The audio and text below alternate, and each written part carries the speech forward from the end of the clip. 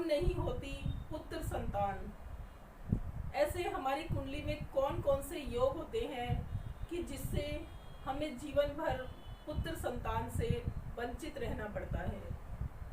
दोस्तों, कुछ इसी प्रकार के योगों के बारे में आज हम चर्चा करेंगे।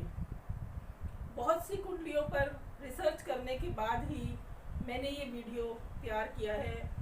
अगर जो स्थितियाँ मैं आपको बताऊंगी, अगर उस तरह की स्थितियाँ या उस तरह के योग आपकी कुंडली में बन रहे हैं तो निश्चय ही आप पुत्र संतान से वंचित रहने वाले हैं। दोस्तों, अगर ऐसी स्थिति आपकी कुंडली में है तो आप पुत्र संतान के चाहत में कन्याओं को जन्म देकर भ्रूण हत्या मत कीजिए। दोस्तों, आज का जो लाइफस्टाइल है, आज की जो 21वीं सदी है, हर व्यक्ति चाहता है कि उसके यहाँ 2 ही संतानें हों या एक संतान हो, जिसमें कि एक अवश्य पुत्र के रूप में हो। लेकिन दोस्तों, दुर्भाग्यवश कई व्यक्तियों के नसीब में ये सुख नहीं होता, क्योंकि उसकी कुंडली में ऐसे योग नहीं होते। दोस्तों, आप अपनी कुंडली निकाल लीजिए और जिन योगों के बारे में आज मैं चर्चा कर रही हूँ, आप अपनी कुंडली से मिलाइए और चेक कीजिए कि क्या वो योग आपकी कुंडली में बन रहे हैं। दोस्तों, ये है हमारी कुंडली का पंचम भाव और ये हमारी कुंडली के 6, 8 और 12 ये 3 स्थान हैं जो त्रिक स्थान कहलाते हैं। तो दोस्तों, अगर पंचम भाव का मालिक यानी पंचमेश जाकर 6, 8 या 12 स्थान में चला जाए और उसकी शनि, राहु या केतु के साथ युक्ति हो जाए तो ऐसे में पुत्र संतान की प्राप्ति नहीं होती। दोस्तों, मेरे बहुत से भाई बहन ऐसे हैं जिन्हें कुंडली देखना नहीं आता। उनके लिए मैं बहुत ही सरल तरीके से समझा देती हूँ, आप चेक कीजिए।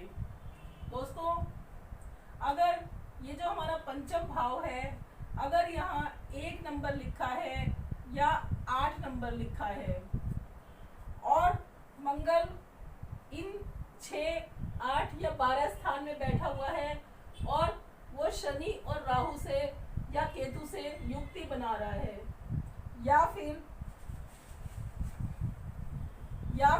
यहाँ पर 3 नंबर लिखा है या 6 नंबर लिखा है और बुध 6ठे स्थान में, 8वें स्थान में या 12वें स्थान में है और राहु, केतु या शनि के साथ युक्त है। इसके बाद अगर यहाँ पर 2 नंबर लिखा है या 7 नंबर लिखा है और शुक्र 6, 8 या 12 स्थान में है और वो राहु, केतु या शनि के साथ है। इसके बाद अगर यहाँ पर 5 नंबर लिखा है और सूर्य 6, 8 या 12वें स्थान में है और शनि, राहु, केतु के साथ है।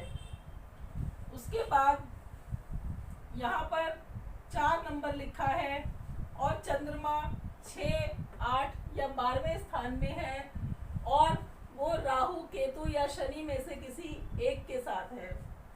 या फिर यहाँ पर 9 नंबर लिखा है, 12 नंबर लिखा है और गुरु 6 नंबर, 8 नंबर या 12 नंबर के घर में है और राहु, केतु और शनि से के साथ है। इसके अलावा यहाँ पर 10 नंबर लिखा है या 11 नंबर लिखा है और शनि 6 नंबर, 8 नंबर या 12 नंबर के भाव में है और शनि, राहु, केतु इनमें से किसी एक के साथ है। दोस्तों, अगर आपकी कुंडली में इस तरह की परिस्थिति है तो आप समझ जाइए कि आप पुत्र संतान से वंचित रहने वाले हैं। दोस्तों, दूसरी स्थिति है कि अगर दोस्तों ये हमारा पंचम स्थान होता है और ये हमारा 11वां स्थान होता है। अगर पंचम भाव में राहु हो और 11वें स्थान में केतु हो और सारे ग्रह या तो राहु केतु से इधर आ जाएं या फिर इधर आ जाएं, तो दोस्तों ऐसी स्थिति में पद्म काल सर्प योग का निर्माण होता है। ऐसी अगर आपकी कुंडली में ऐसी स्थिति है तो भी आप पुत्र संतान से वंचित रहने वाले हैं। दोस्तों ये थी दूसरी स्थिति। अब मैं आपको तीसरी स्थिति के बारे में बता रही हूँ।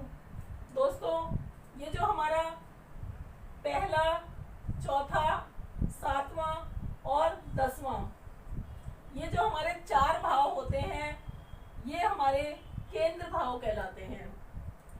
अगर इनमें से इन 4 भावों में से किन्हीं 3 भावों में क्रूर ग्रह बैठ जाएं, मंगल, शनि, राहु, केतु, ये इनमें से कोई भी 3 ग्रह बैठ जाएं, तो ऐसी स्थिति में भी पुत्र संतान की प्राप्ति नहीं होती।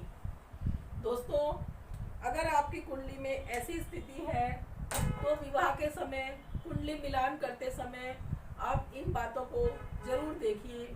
जो भी योग्य पंडित होते हैं या योग्य कुंडली मिलाने वाले होते हैं वो इन सब बातों के बारे में जरूर चर्चा करते हैं। दोस्तों अगर आपका विवाह अभी नहीं हुआ है तो आप, अगर आपकी कुंडली में ये योग है तो आप विवाह को अवॉइड भी कर सकते हैं। दोस्तों जो स्थितियां मैंने आपको बताई वो दोनों की कुंडली में होनी चाहिए। जो 3 स्थितियां हैं उनमें से कोई एक स्थिति दोनों पति या पत्नी की कुंडली में होनी चाहिए।